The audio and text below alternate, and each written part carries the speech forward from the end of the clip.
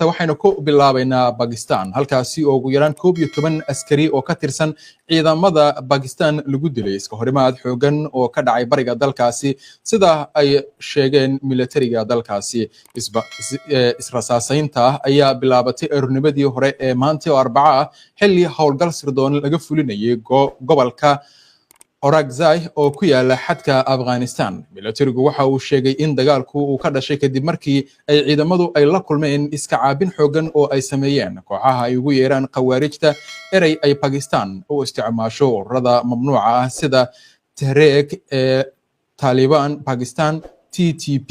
kuwaasi oo sheegtay mas'uuliyadda weerarka kusimaha taliyaha howlgalka taliye ku-xigeenkii ciidamada Cornel Junayd Arif iyo ku-xigeenkiisii Captain Tayyib Rat ayaa waxa ay kamid noqdeen askarta la dilay iyadoo oo guud ahaan 19 dagaalyahan la sheegay in lagu dilay weerarka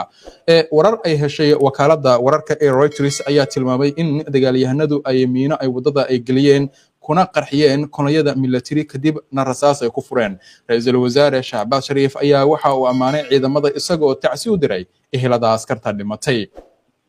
weerarada noocaani ah ayaa kordhay bilihii ugu dambeeyay iyada oo TTP ay ku hanjabtay inay doonayso inay afgambiso dawladda Pakistan si ay u dhisto sida hadalka ay u dhigteen nidaam islaami ah oo adag Islamabad ayaa waxay ku eedeysay kooxdaasi inay Afghanistan u isticmaasho saldhigyo tababar iyo qorsheyn isla markaasina uu taageero ka helayaan ama taageero ka helayso dhanka Hindiya eedeymo ay labada dalba ay diideen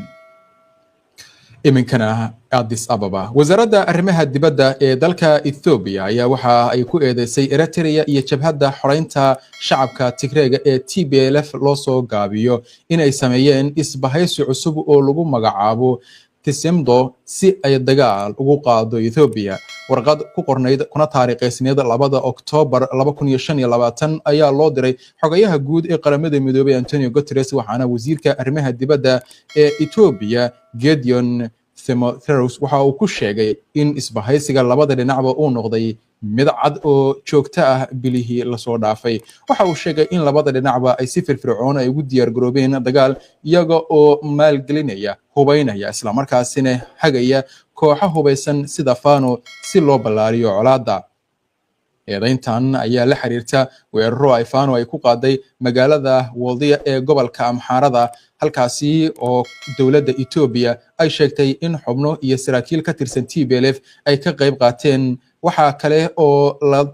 oo lala dagaalamay ama lagu dagaalamay meel ay kamid yihiin Raya iyo Walkeet bishii Julaayo Ethiopia waxa ay sidoo kale ay ku eedeysay Eritrea in ay si qarsoodi ah u taageerto TPLF iyo kooxo kale iyada oo dawladdu ay sheegtay in arrintani ay halis weyn ku tahay amniga gobolka Geeska Afrika